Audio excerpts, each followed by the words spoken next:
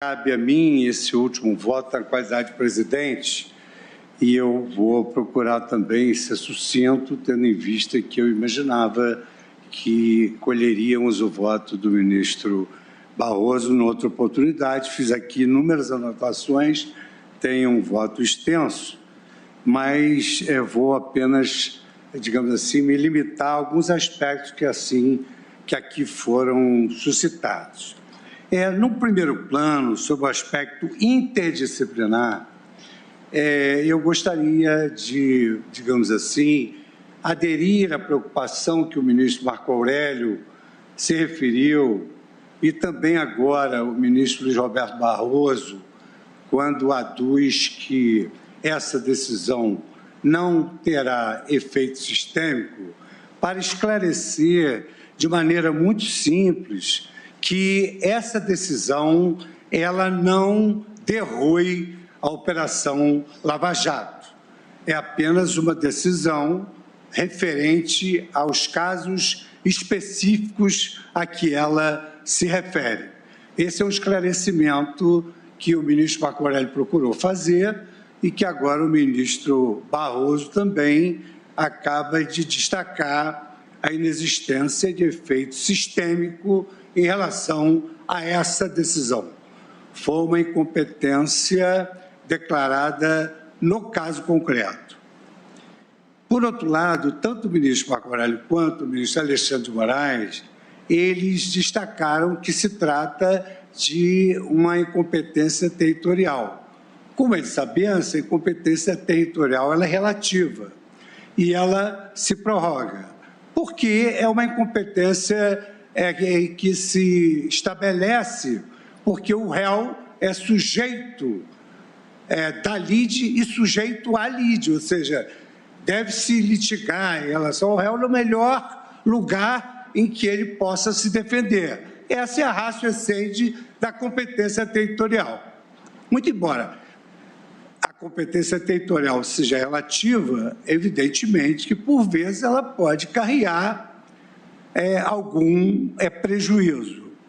E o que eu verifico?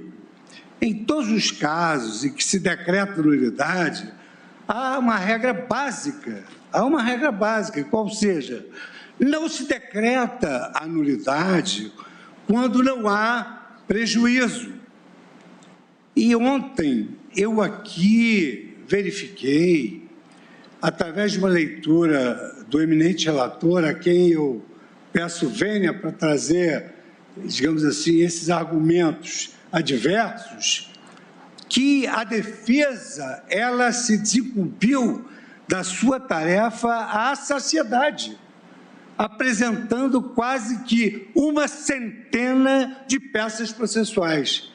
Ora, se não se decreta nulidade quando não há prejuízo, qual foi o prejuízo da defesa? Não se pode contar se a sentença foi condenatória ou absolutória. O prejuízo da defesa, ele está adstrito ao fato de que a defesa não teve condições de exercer todas as suas faculdades processuais, seus direitos processuais, em razão da ação ter sido aforada em outro território. Mas isso efetivamente não ocorreu.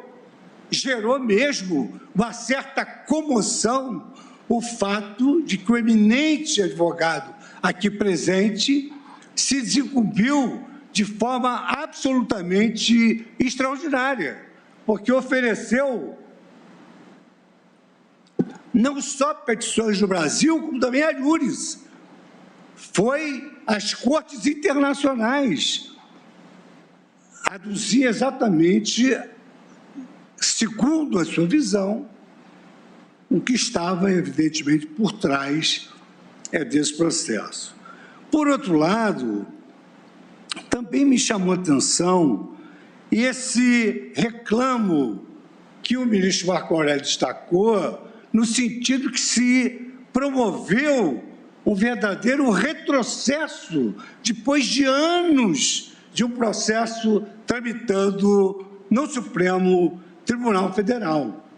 E aí eu me deparo com, não só hoje, o princípio da eficiência do artigo 37 da Constituição Federal, que se aplica ao Poder Judiciário, como também a cláusula pétrea da duração razoável dos processos.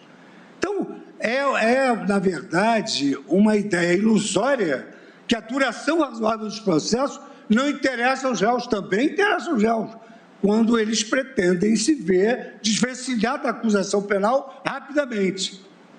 Então, na verdade, não há nulidade sem prejuízo. Isso em primeiro lugar. Em segundo lugar, a natureza da incompetência relativa, que é uma incompetência prorrogável, a incompetência territorial, ela foi debatida em todas as instâncias do Poder Judiciário. Foi debatida em primeiro grau, foi debatida em segundo grau de jurisdição, foi debatida no Superior Tribunal de Justiça. E foi debatida sob o ângulo infraconstitucional, sob o ângulo das regras do CPP, do Código de Processo Penal. E foi rejeitada e não houve o oferecimento de uma revisão criminal.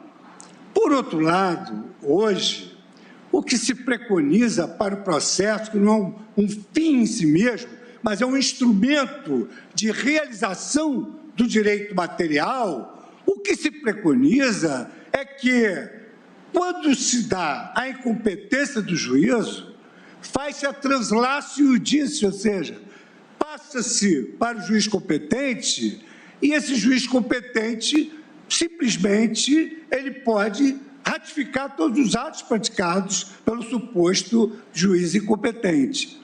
Mas, na verdade, em caso, a matéria foi toda debatida no plano infraconstitucional, foi considerada, e eu entendo que o ministro Alexandre de Moraes tem razão, no sentido que a incompetência é territorial, a incompetência territorial é relativa, e a incompetência relativa se prorroga. E ainda que assim não fosse, a própria súmula 706 do Supremo Tribunal Federal é claríssima. É relativa à nulidade decorrente da inobservância da competência penal por prevenção. É relativa. Então, o próprio Supremo Tribunal Federal, digamos assim, mitiga a gravidade desse defeito que, eu repito, foi discutido no plano infraconstitucional. Por outro lado, eu trago aqui, eu vou fazer a juntada de voto, precedentes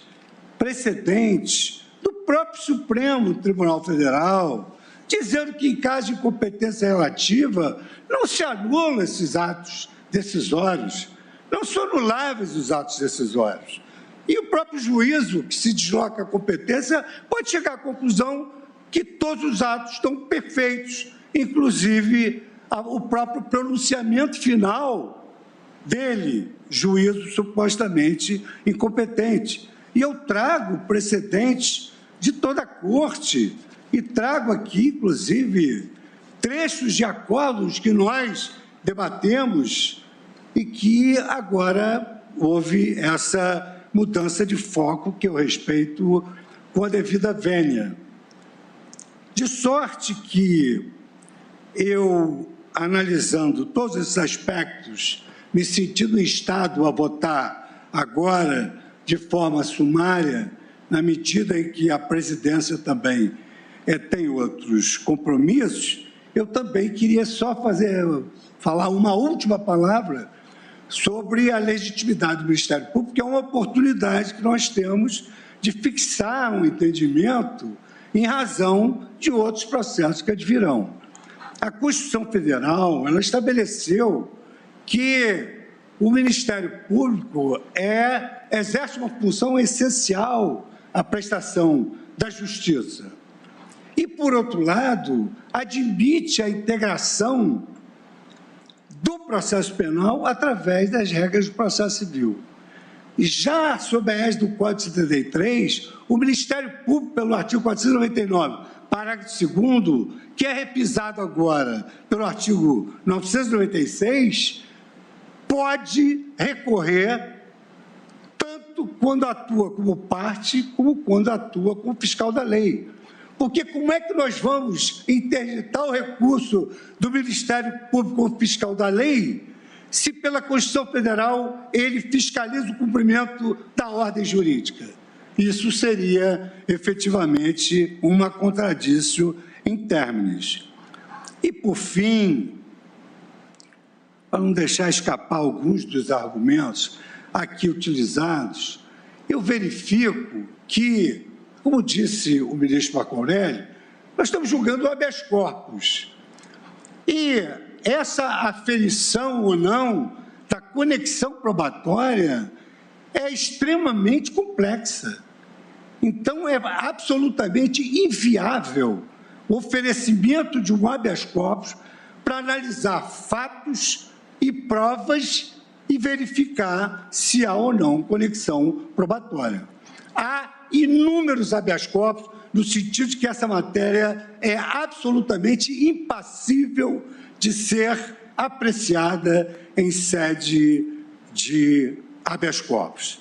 Então, por essas razões, e conjurando mais uma vez o risco de efeitos sistêmicos, conjurando mais uma vez a ideia de que essa decisão acaba com a Operação Lava Jato, porque não acaba, eu peço vênias ao ministro Edson Fachin para acompanhar a divergência aberta pelo ministro Nunes Marques, acompanhado que foi pelo ministro Marco Aurélio, pedindo inúmeras vênias ao ministro Edson Fachin, a quem eu sempre acompanho pela lucidez e pela profundidade da sua inteligência, mas pedindo, nesta oportunidade, vênia para divergir e dar provimento ao recurso. E proclamo o resultado. A Corte, por maioria, negou provimento ao recurso nos termos do voto do relator, Sua Excelência, o ministro Edson Fachin, vencidos os ministros Nunes Marques, Marco Aurélio e Luiz Fux. Eu agradeço muitíssimo a colaboração de todos até essa hora e na quinta-feira, então, ministro Edson Fachin, nós prosseguiremos o último capítulo da decisão, que é o capítulo referente à suspeição. Então, com a vênia de todos, agradecendo a colaboração dos servidores, dos ministros, do advogado presente, que hoje teve concedida a palavra tal como solicitara, agradecendo ao nosso Procurador-Geral da República também. Eu desejo um bom feriado para todos e quinta-feira estaremos aqui no plenário de volta. Muito obrigado, está encerrada a sessão.